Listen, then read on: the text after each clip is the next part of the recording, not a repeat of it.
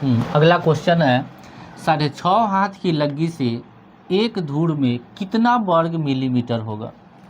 6.5 हाथ के लग्गी से एक धूर में कितना वर्ग मिलीमीटर होगा। तो चलिए इसको हल करते हैं। धूर बराबर हम जानते हैं कि एक धूर बराबर एक लग्गी लंबा गुने एक लग्गी चौड़ा। लग्गी की लंबाई हाथ में कितना है, तो लग्गी की जो लंबाई है 6.5 हाथ का है, यानी 6.5 हाथ के लग्गी से माप कर रहे हैं। तो 6.5 हाथ लंबा गुने 6.5 हाथ चौड़ा हमको क्या निकालना है, मिलीमीटर में निकालना है। हम ऐसा करते हैं, हाथ की लंबाई को हम पहले मिलीमीटर में बदल देते हैं। तो 6.5 हाथ गुने एक हाथ में कितना मिलीमीटर होता है, तो हाथ की लंबाई 1.5 फीट का होता है।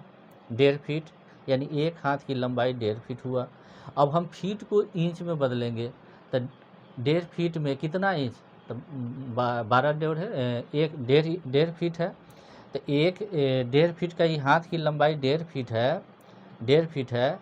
तो अगर इंच में हम बदलेंगे तो एक फीट में 12 इंच होता है। एक फीट में 12 इंच, तो 1.5 फीट में कितना इंच होगा, तो 1.5 फीट में 18 इंच होगा, 18 इंच।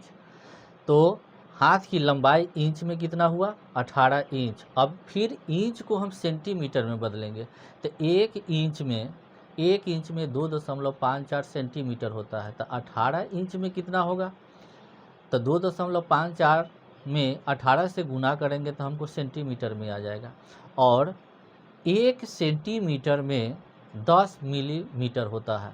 तो फिर जो गुणनफल आएगा उसमें 10 से गुना करेंगे तो हमको मिलीमीटर में आ जाएगा। यानी 1.5 फीट को, यानी एक हाथ की लंबाई अगर हम मिलीमीटर में मापते हैं तो एक हाथ की लंबाई मिलीमीटर में कितना आता है, तो 457.2 मिलीमीटर होता है, मिलीमीटर होता है। अच्छा, तो ये तो 6.5 हाथ की लंबाई हुआ। फिर गुने ये 6.5 और एक हाथ की लंबाई मिलीमीटर में कितना आया, तो 457.2 मिलीमीटर, 457.2 मिलीमीटर। अब हमको मिलीमीटर वर्ग मिलीमीटर में ही निकालना है।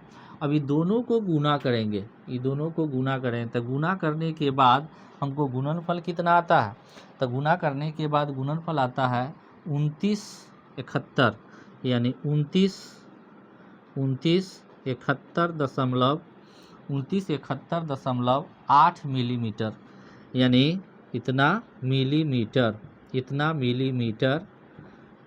आ गया। मिलीमीटर नहीं, मिलीमीटर और मिलीमीटर में अगर हम गुना करेंगे तो वर्ग मिलीमीटर होगा, यानी इतना वर्ग मिलीमीटर होगा। कितना होगा, इतना, हाँ, इसको और इसको गुना किए तो इतना हो गया मिलीमीटर। गुड, इतना मिलीमीटर होगा, मिलीमीटर। और फिर इसको गुना किए तो कितना आ गया 2971.8, यानी 2971.8 मिलीमीटर। अभी दोनों को गुना करेंगे तो हमको अब वर्ग मिलीमीटर में इसका आंसर आ जाएगा। तो दोनों को गुना करने के बाद हमको कितना मिलीमीटर आता है, तो 8 3 1 5 9 5.24 वर्ग मिलीमीटर। यानी कहने का मतलब कि 88,31,595.24 वर्ग मिलीमीटर का एक धूर होता है। यानी एक धूर में 88,31,595.24 वर्ग मिलीमीटर का एक धूर होता है। चलिए अगला क्वेश्चन पर हम चर्चा करते हैं।